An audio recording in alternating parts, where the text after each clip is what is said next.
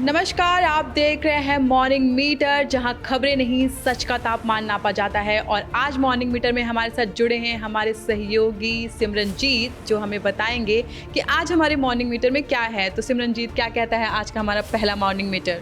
प्रेमा, मैं आज के मॉर्निंग मीटर की हमारी जो शुरुआत है वो एक सकारात्मक खबर के साथ करना चाहूँगा। कल अंडर 19 वर्ल्ड कप का फाइनल था, जिसमें इंडिया की जो अंडर 19 टीम है उसने लगातार बढ़िया परफॉर्म इस टूर्नामेंट में किया और सारे मैच जीते, बिना कोई भी मैच हारे फाइनल अपने नाम किया। और मैं साथ ही बताऊं कि इस मैच में भारत ने एक विशाल 411 रनों का स्कोर 50 ओवरों में खड़ा कर दिया था और सबसे महत्वपूर्ण योगदान इसमें वैभव सूर्यवंशी की पारी ने दिया। आपने वैभव का नाम लिया है तो मैं ज़रूर कहना चाहूँगी कि जिस तरीके से विराट कोहली हमारे पूरे देशवासियों को अभिवादन किया करते थे दोनों हाथ उठाकर, सेम वैसे ही वैभव ने अभिवादन किया है और वो काबिले तारीफ़ है। जी बिल्कुल, और वैभव का वो बनता भी है क्योंकि उन्होंने इतना बढ़िया जो प्रदर्शन किया, लगभग 80 गेंदों में उन्होंने मात्र 175 रनों की पारी खेल दी, वो भी फाइनल जैसे बड़े प्लेटफॉर्म पे। उसके बाद में उन्होंने इसमें 15 चौके और 15 छक्के मारे, यानी कि 150 रन तो उन्होंने केवल बाउंड्रीज से ही बना दिए। तो ये एक काफ़ी अच्छी खबर रही। और इसके अलावा ये भारत ने छठा अपना जो अंडर 19 वर्ल्ड कप है वो जीता है और वैभव ने और भी कई सारे रिकॉर्ड इसमें मैच में तोड़े। और एक जो चीज़ और रही, उसमें वैभव ने सेकंड हाईएस्ट रन स्कोरर वो टूर्नामेंट के बन गए। और ये कहना गलत नहीं होगा कि वैभव हमारे सुनहरे भविष्य, देश के भविष्य के लिए नज़र आ रहे हैं। जी बिल्कुल, वैभव हमारे सुनहरा भविष्य नज़र आ रहे हैं क्योंकि जो भी अंडर 19 में चमकता है आगे जाके वही देश का सितारा। बहुत बहुत बधाई वैभव आपको। आगे बढ़ते हुए हमारा सेकंड मीटर क्या कहता है आज? जी, सेकंड मीटर में हमारे पास जो पड़ोस में हमारे मुल्क है पाकिस्तान, वहाँ से खबर आ रही है। वहाँ पे कल जुमे की नमाज के दौरान एक बड़ा बम धमाका हो गया। उस बम धमाके में लगभग 31 लोगों के मारे जाने की अभी तक खबर है और 170 के करीब लोगों के घायल होने की खबर है। पूरा मामला यूँ हुआ कि जब जुमे की नमाज के दौरान वहाँ पे जो एक शिया मस्जिद थी, वहाँ पर एक धमाका होता है और अचानक से अफरा तफरी का पूरा माहौल बन जाता है। उसके अंदर इतना धमाका जो है वो ज़ोरदार था कि मस्जिद का एक हिस्सा पूरी तरह से ढह गया है। इसके बाद में आरोप प्रत्यारोप भी चालू हुए हैं, लेकिन उसमें यह था कि धमाका होते ही वो इतना ज़ोरदार हुआ कि वहाँ पर खून के धब्बे और लोगों की चीख पुकार मच गई और लोगों के कुछ हिस्से वो शरीर के वो वहाँ पर बिखरे हुए से नज़र आए। आगे बढ़ते हुए हमारा तीसरा मीटर क्या कहता है आज? जी, तीसरे मीटर पे जाने से पहले मैं साथ में एक चीज़ इसी में और जोड़ दूँ कि हमारे जो पाकिस्तान है उसने इसके लिए आरोप भी लगाने शुरू किए। तो जाहिर है उसने कहा कि ये सीमा पार से साजिशें हुई हैं। कहीं ना कहीं वो अफ़गानिस्तान के ऊपर और भारत के ऊपर भी टारगेट लेके चला। और लेकिन ISIS ने इस धमाके की जिम्मेदारी ली है। इस्लामिक स्टेट जो आतंकवादी संगठन है, उन्होंने इस धमाके की पूरी जिम्मेदारी ली है। आगे बढ़ते हुए क्या कहता है हमारा तीसरा मीटर सिमरनजीत? तीसरे मीटर में हमारे पास बिहार से एक बड़ी खबर आ रही है क्योंकि बिहार लगातार राजनीतिक तौर पर चर्चा में बना हुआ रहता है और पप्पू यादव एक बिहार का काफ़ी बड़ा माना हुआ चेहरा है और पूर्णिया से फ़िलहाल सांसद भी हैं। तो हुआ क्या, कल रात वो निर्दलीय सांसद हैं और उनकी गिरफ्तारी के बाद हमारे सियासी गलियारों में काफ़ी हड़कंप मचा हुआ है। तो बताइए, आगे प्रकाश डालिए, आपकी क्या है चल रहा है सियासी गलियारों में? जी, सियासी गलियारों में चल रहा है। कल रात में अचानक से ऐसा होता है कि पुलिस जो है वो पप्पू यादव के घर पर, आवास पर उन्हें गिरफ्तार करने पहुंच जाती है और जो आतंकवादी संगठन है ISIS, उसने इसकी जिम्मेदारी ली है, इस्लामिक स्टेट में। और आगे बढ़ते हुए सिमरनजीत, हमारा तीसरा मीटर क्या कहता है? खबर बिहार से दिख रही है, तो बताइए ज़रा, प्रकाश डालिए, क्या है?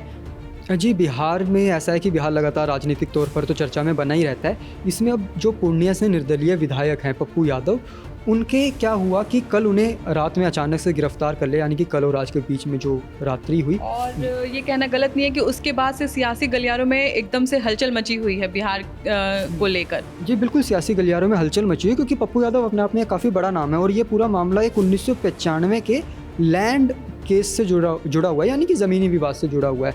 तो ऐसा है कि जो पुलिस है वो पहुंची, उनके अनुसार MP MLA कोर्ट से उनके पास अरेस्ट वारंट जो भी सब कुछ था और वो आधी रात में उनके आवास पर पहुंच के उन्हें गिरफ्तार किया गया। लेकिन पप्पू यादव ने कहा कि मैं बीमार हूँ, ऐसे करके कई सारी चीज़ें हुई, पूरी रात हंगामा चला है, सियासत में बयान आने भी अभी धीरे धीरे चालू हो गए हैं। और पप्पू यादव का कहना भी है कि आखिर 30 साल बाद इन सवालों को उठाने का क्या मतलब है, और वो इसी तरीके से अपने आप को बचाने की कोशिश कर रहे हैं। हाँ जी बिल्कुल, पप्पू यादव का कहना है कि अगर ये जो मामला है वो पूरा लगभग 30 साल पुराना है, तो अब अचानक से उसको उठा देना ये पूरे तरीके से राजनीति से प्रेरित मामला है। और इसी के खिलाफ जब जैसे रात को पप्पू यादव को गिरफ्तार किया जा रहा था, उस समय में भी काफ़ी विरोध प्रदर्शन हुआ, काफ़ी हंगामा हुआ, उसके बीच में पप्पू यादव को ले जाया गया। बिहार से यानी आरोप जारी है। और हमारा चौथा मीटर आज क्या कहता है सिमरनजीत?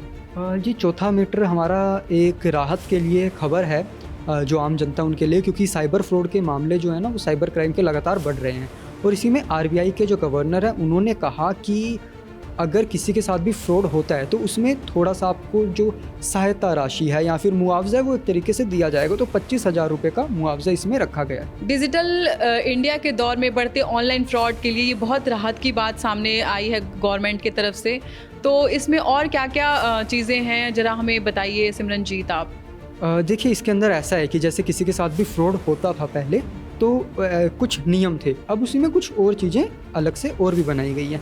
ऐसा है कि अगर मान लीजिए आपके साथ फ्रॉड हो रहा है तो आपको या तो 25,000 का मुआवजा मिलेगा या फिर आपके नुकसान का 85% हिस्सा मिलेगा। जैसे मान लीजिए अगर आपके साथ 20,000 का फ्रॉड हो रहा है तो उसमें आपको 25,000 नहीं मिला, आपको उस 20,000 का जो भी उसका 85% बनता है यानी 85% वो हिस्सा आपको दिया जाएगा। अगर बड़ा फ्रॉड होता है तो 25,000 का मुआवजा इसमें रखा गया है। और क्या क्या शर्तें नियम लागू हैं इस मुआवजे के लिए, ज़रा हमें बताएंगे आप? जी इसके अंदर कुछ शर्तें नियम ऐसे हैं कि जो भी आपके साथ फ्रॉड हो रहा है उसमें आपकी गलती, ऐसा है ना कि एक तरीके से कभी होता है आप खुद जानबूझकर गलती कर देते हैं, तो वैसी कोई भी स्थिति नहीं होनी चाहिए। जानबूझकर की गई गलती या खुद से आपने OTP शेयर कर दिया, खुद बता दिया, है ना, वो सारी चीज़ें अगर नहीं है तब आपको ये मुआवजा दिया जाएगा। यानी अगर ऑटोमेटिक आपके फंड्स कटते हैं तो ये मुआवजे के हकदार होंगे आप, अदरवाइज अगर आपकी कोई फॉल्ट होगी तो कहीं ना कहीं इस मुआवजे से आप वंचित रह जाएंगे। सिमरनजीत आगे बढ़ते हुए पाँचवा मीटर क्या कहता है? जी 5वें मीटर में हमारे पास जो न्यूज़ है वो ओला उबर काफ़ी जो ड्राइवर्स हैं उनसे रिलेटेड न्यूज़ है कि ओला उबर रैपिडो इनके जो ड्राइवर्स हैं उन्होंने आज 6 घंटे की हड़ताल रखी है और उनकी मांग है कि ये ऐसे नेशनल लेवल की पूरी हड़ताल हो जिसकी वजह से वो अपनी बात पूरे तरीके से सरकार तक या कंपनियों तक पहुंचा पाएँ। दिलचस्प बात यह है कि कल ही हमने हमारे मॉर्निंग मीटर में हमने बताया था कि जो भारत टैक्सी है वो लॉन्च हो रही है। अब वही बात आ गई वापस से, आज ही ये बात आ गई कि अब क्या उबर ओला के जो ड्राइवर्स हैं उनकी मनमानी या फिर जो उबर ओला की जो कंपनियां हैं उनकी मनमानी चलेगी, या फिर हमारा ये जो भारत टैक्सी जो लॉन्च हो रहा है उससे कुछ राहत मिलने वाली है? देखिए भारत टैक्सी अभी लॉन्च हो रहा है बट जब तक लोगों के पास कोई ऑल्टरनेट ऑप्शन नहीं है, आपके पास अगर ऑप्शन है तो ओला है, उबर है और रैपिडो है, वहीं से आपको जो करना है वो करना है। बट इसमें ऐसा है कि जो ड्राइवर्स हैं उनका कहना है कि कंपनियां उनसे एक तो बीच में जो उनका कट होता है कंपनियों का या कमीशन जो भी होता है जी, वो ज़्यादा कंपनियां ले लेती हैं, तो इसलिए जो ड्राइवर्स हैं उनके पास बहुत कम बचता है। और इसी के अलावा उनके ऊपर कुछ पेनल्टी या कुछ और भी चीज़ें लगा दी जाती हैं, उसकी वजह से ड्राइवर का कहना है कि उनके पास कमाई हो ही नहीं रही, कुछ बचत नहीं हो पा रही है दिन भर मेहनत करने के बावजूद भी। आगे बढ़ते हुए हमारा छठा मीटर आज क्या कहता है सिमरनजीत? जी देखिए तमिलनाडु में चेन्नई शहर के आसपास अलग अलग जो हिस्से हैं वहाँ से ऐसी खबर आ रही है कि कुछ जो पंछी हैं वहाँ पे लगभग आप देख रहे हैं कि 1000 से 1500 जो कौवे हैं वो मृत पाए गए हैं, यानी कि आसपास में मरे हुए कहीं मिले हैं वो। तो उसमें ऐसा है कि बर्ड फ्लू होने की आशंका जताई जा रही है, जो स्वास्थ्य विभाग है वहाँ का, सरकार है उनकी तरफ से। तो ऐसा है कि अभी उतनी बड़ी कोई गंभीर समस्या उत्पन्न नहीं हुई है, but precaution is better than cure या तो प्रिकॉशन रखने के लिए सरकार ने कुछ एडवाइजरीज वगैरह दी हैं। और वो क्या क्या हैं एडवाइजरीज, ज़रा हमें बताएंगे आप कि हमारी जनता को किन किन चीज़ों से सतर्क रहना चाहिए? जी देखिए जो H5N1 इन्फ्लुएंज़ा इसको कहते हैं, जो बर्ड फ्लू हमारा है, इसके अंदर सरकार ने कहा है कि अगर आपको खांसी, जुकाम या ऐसे बुखार जैसे कुछ भी लक्षण लगते हैं तो उसमें आपको क्या करना है कि आपको पहले तो अपना पूरा मेडिकली अपना जो भी उपचार है वो ले लेना है। उसके अलावा अगर ये लक्षण आपको उसके बाद में मिल रहे हैं, जब आप किसी मृत पंछी के आसपास थे उसके बाद में आप में ये लक्षण आए हैं, तो आपको ज़्यादा एहतियात बरतने की ज़रूरत है। उसके अलावा अगर जो भी पंछी हैं या पोल्ट्री फार्म में जो भी कुछ बर्ड्स या जो हैं उनको ये हिदायत दी गई है कि आप पहले उनको या तो ज़मीन में एकदम गहराई में दफनाएं या फिर पूरे तरीके से उनको जलाएं, ताकि कुछ भी अवशेष या कुछ ना बचे जिसकी वजह से वो संक्रमण आगे फैले। और जो लोग हैं जो मीट वगैरह खाते हैं उनको भी ये सलाह दी गई है कि आप पूरा अच्छे से साफ़ करके धो के और बैक्टीरिया से बिल्कुल साफ़ करके तब खाएं, ताकि आपके स्वास्थ्य पर कोई ज़्यादा खराब असर ना पड़े। अधिकारियों का कहना है कि वर्तमान में संक्रमण को नियंत्रित करना ही उनका प्राथमिक लक्ष्य है। आगे बढ़ते हुए हमारा 7वां मीटर क्या कहता है सिमरनजीत, जल्दी से हमें बता दीजिए।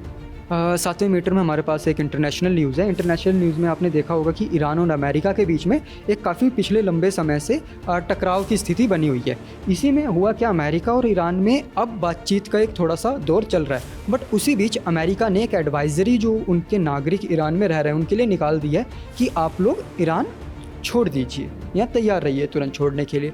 अब इसमें यहाँ पे ये सवाल उठ रहा है कि अगर अमेरिका और ईरान के बीच में बातचीत चल रही है तो वो एडवाइज़री क्यों आई है।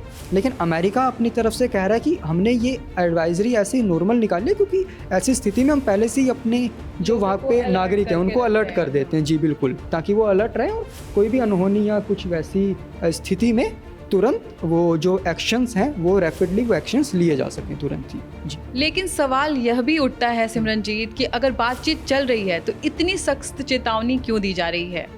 जी बिल्कुल, वही मुद्दे की बात है, क्योंकि आपको कुछ नहीं पता कि अंदर ही अंदर खाने क्या बातचीत चल रही है। क्योंकि बाहर दिखाया जा रहा है कि बातचीत है, सब कुछ नॉर्मल, बट अभी अमेरिका या ट्रंप जैसे कुछ भी कब क्या कर दें कोई कह नहीं सकता। तो उनके क्या अंदर जो भी हो सकता है कि बाहर से बातचीत दिखाई दे रही हो पर अंदर उनके बीच में तनाव की स्थिति बनी हुई हो, इसलिए एडवाइजरी तुरंत यहाँ पे जारी कर दी गई है। तो आप देख रहे थे मॉर्निंग मीटर, मैं थी प्रेमा प्रियदर्शनी, मेरे सहयोगी थे सिमरनजीत। देखते रहिए राष्ट्रवाणी, फिर होगी कल मुलाकात मॉर्निंग मीटर में।